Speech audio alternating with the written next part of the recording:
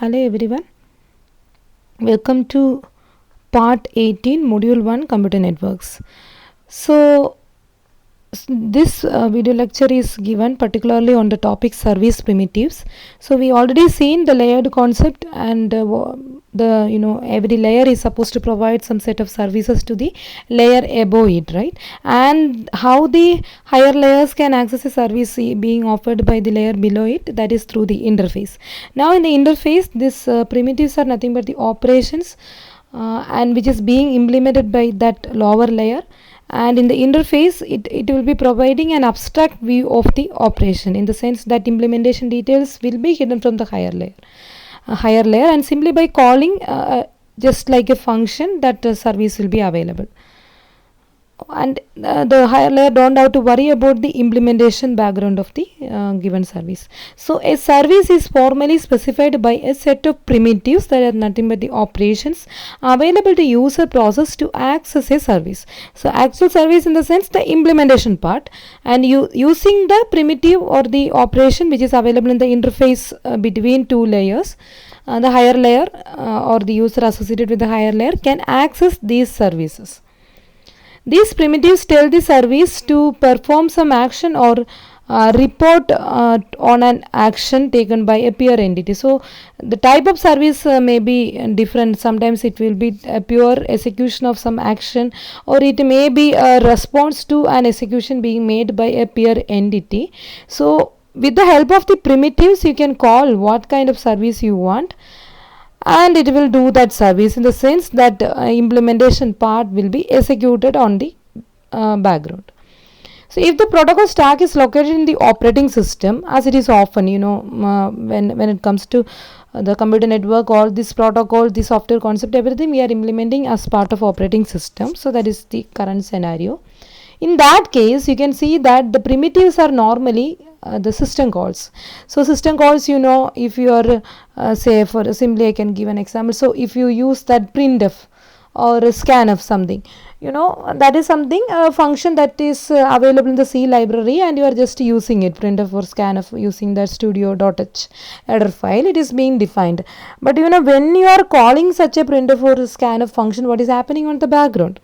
So for example, if it is printf, an equivalent system call called write will be executed on the background, because to print something into the monitor or to read something from the keyboard, something more is needed, in the sense the operating system should involve, and who is taking care of the input output device management, and through some operating systems functions, in the sense we can call them as system function, and we will be calling them using function call, right? So in case of OS, such functionality we call as system using system call, we are calling the system related functionalities. So for in that case, in that particular printf case, it will be some write system call, or if it is scanf on the background, it will be executing some read system call, and that will trap to the kernel mode, right? And when by default, when you are using the computer, it is in the user mode, and when you want something to be done using the keyboard or monitor, or maybe in case of network, using that network interface card, you want something to be done at the hardware level, and that time this operating system software should come into picture, and from the user point of view, you will be giving such an instruction to the operating system through something called a system call, and whenever such a system call is coming, the OS will get into so called kernel mode, the operating system kernel mode. So by default it will be in the user mode, so where the normal interaction with the user is being executed. When it switches kernel mode, it can do the hardware level or the system level functionalities, where for example, if it is a reading, when you are clicking that particular letter in the keyboard, some its equivalent ASCII will be generated in the form of binary, some keyboard buffer it will store, and then it will be taking from there, like that. When it comes to, so those things, everything in your operating system classes, a similar kind of thing will happen whenever you are calling any network related functionalities through the so called system calls. So in case of network, some kind of communication, say packets were sent and they are being received in the form of zeros and ones is happening, and that will happen through that network interface card which is being connected to the outside network, right? So those things will be taken care by the operating system, and you just have to make the system call. So these calls cause a trap to the kernel mode. So this is what I am trying to say. By default, the system is in user mode. Whenever you want a operating system level functionality, you have to trap to kernel mode, which then turns control of the machine over to the operating system to send the necessary packets. So the hardware control of the machine is needed, right? Because through that cable and all, you have to send that information, right? So operating system kernel mode will do that for you. So the and implementation is of course there as part of the OS code. So set of primitives available depend on nature of service being provided. It may be a connection oriented service or a connection less service. Accordingly, the types of primitives will vary. So the primitives for connection oriented service are different from those of connection less service. And this connection oriented and connection less service, what it is, we already seen in the previous video lecture. So if you to continue at this point, it is better to watch that previous one, and after getting a clear understanding about connection oriented and connection less service, you can continue from here. So the 6 service primitives that provide a simple connection oriented service is what we can see right now. So this is exclusively for connection oriented service, because connection establishment phase is there, disconnect phase is there, in between data transfer phase. But this many things will not be there when it comes to connection less service. Okay, and here you can see that this is the minimum requirement, some 6 service primitives like listen, connect, accept, receive, send, disconnect. So here they are giving a brief understanding about all this functionality, but you may get a chance to know them in detail, and of course in the network lab you will implement and you will see how these things are working. Say when you try to implement the TCP protocol, okay, and of course UDP also, some which is applicable for UDP. So listen is something, just try to understand, because it is important in the sense for both theory and practical. So I'm not able to write something right now, so just listen to me. We are just imagine a client server communication. So at some point a client is sitting and he is trying to send some information to the server. So the server is the one who is executing the listen primitive. In the sense, the server will be listening to the client, right? You can remember in that way, and the same server will be getting some kind of request from, say, thousands of or millions of clients. So that scenario is familiar for you. So it has to listen whether a particular connection request is coming from any of the clients which are being connected to me. So listen is a system call or service primitives that is being executed at the server side, and it is normally a block waiting for an incoming connection. So it's a blocking call in the sense, so there is a specific process that is executing the listen call, right? And that will go to a blocking mode. In operating system, you know what is blocking and non-blocking mode. So when it comes to blocking mode, so it will not waste any resources. Immediately after executing this, it will go to blocking or a kind of sleeping mode, and someone else has to unblock it. Okay, and who will be unblocking? The client. So whenever the client is sending this the second category of service primitive called the connect, it is a kind of request asking a connection with the server. Okay, so it establishes a connection with a waiting peer. In the sense, peer is a general term, it can be a client or server, but in this particular example which I given you, when it comes to a client server communication with a waiting server, like that you can imagine. So if there is no distinction between client and server, you can use the term who is waiting for me, the waiting peer. So whenever the connector request is coming from the so-called client machine, the server is actually in listen mode, right?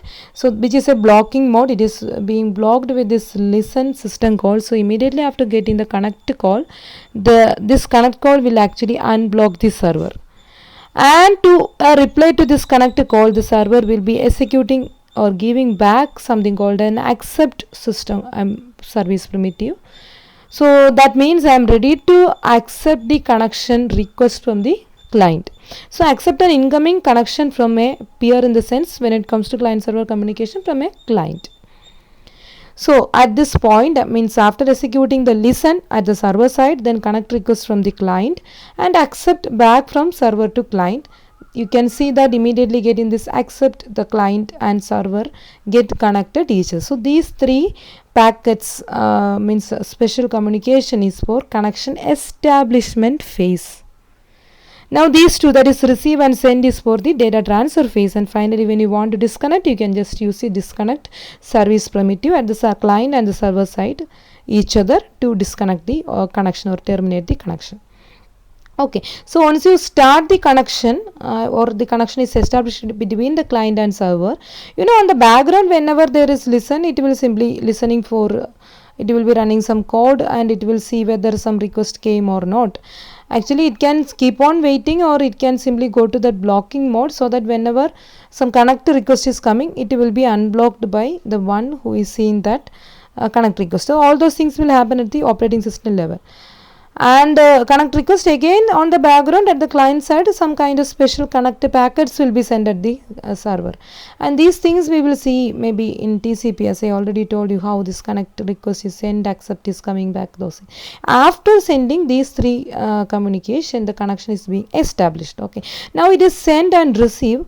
So send means the client is trying to send something into the server, or the server is trying to send something into the client. So in any direction, whenever a peer want to send something to the other peer, so whether it is client or server, in any direction it will execute send.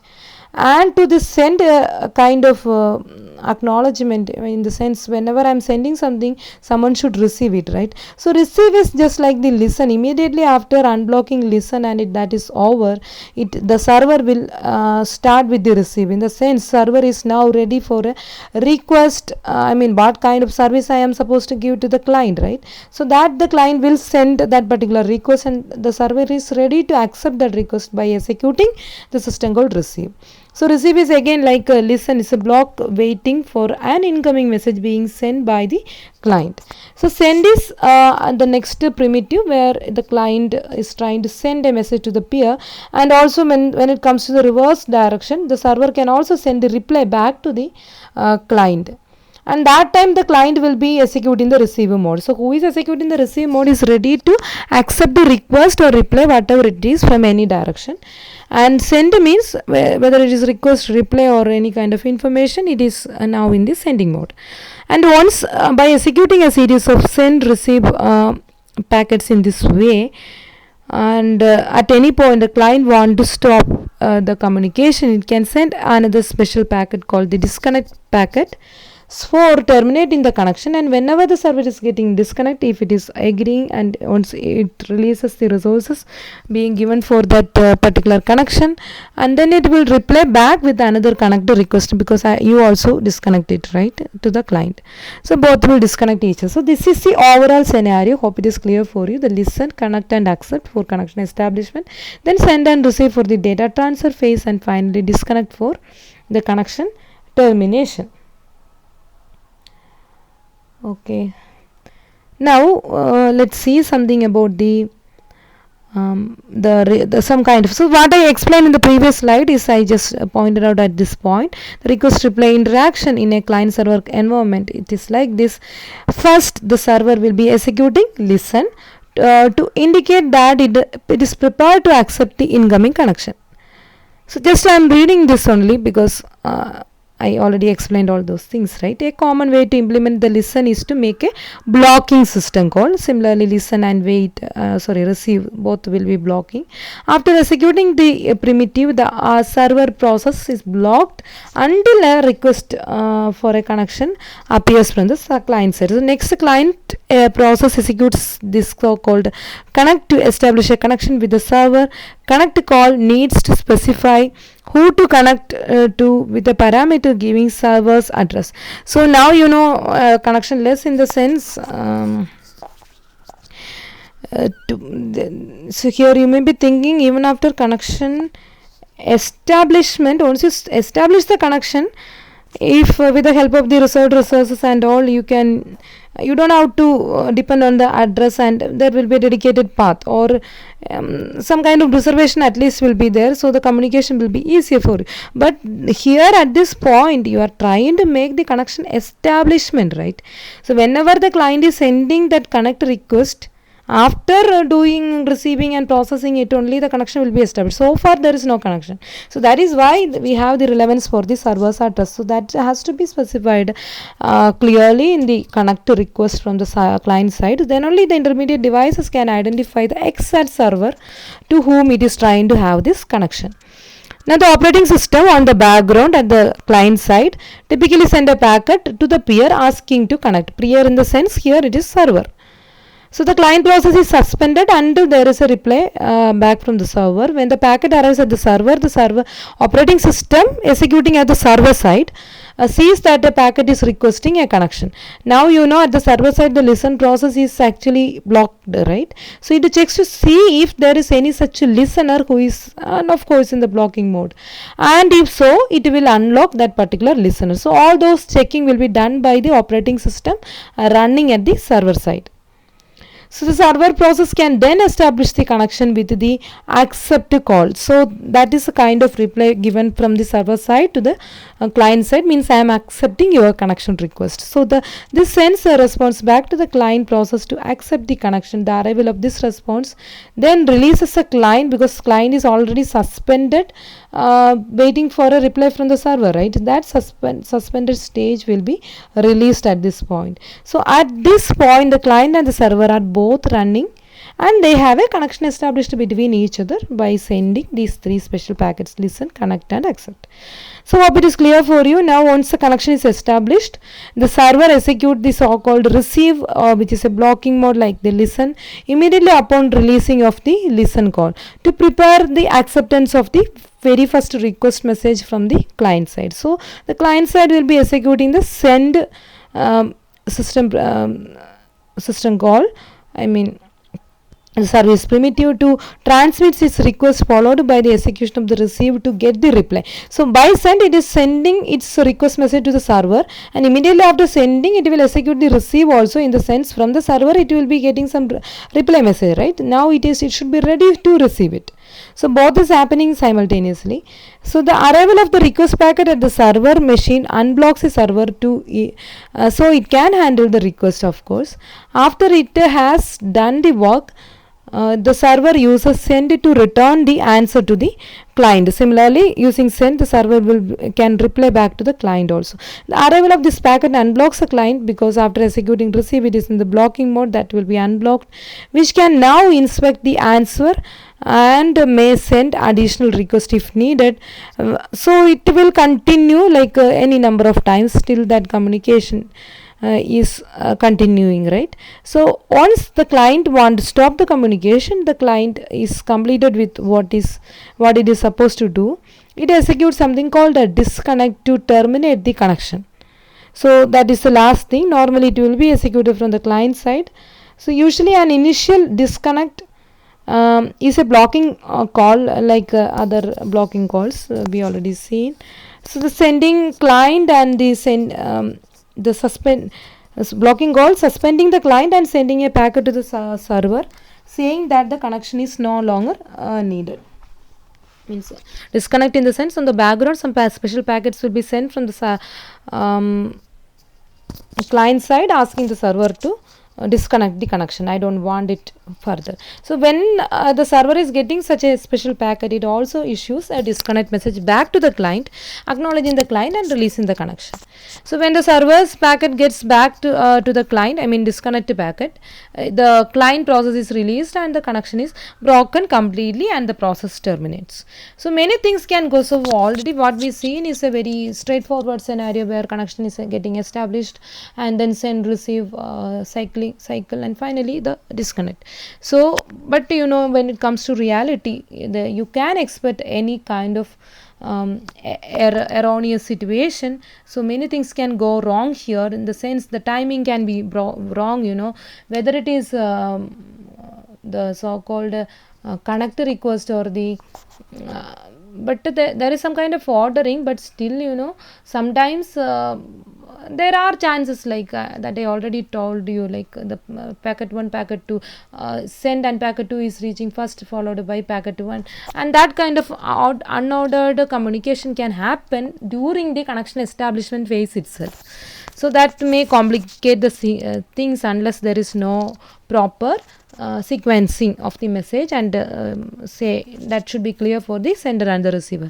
So the packets can get lost on the way, so how this lost messages will be handled, and much more.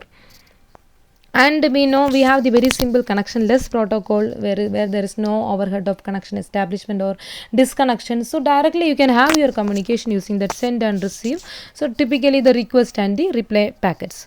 So however, in the face of large messages, the transmission errors and lost packets, the connectionless protocol performance poor. So when the size of the message is large, or there are a very good probability of having transmission errors, or the packets lost probability will be high. In such cases, connectionless protocol is not going to perform good at all. So where it is very essential for us to have a reliable ordered byte stream communication between the processes is very convenient. That is where you can depend the connection oriented service.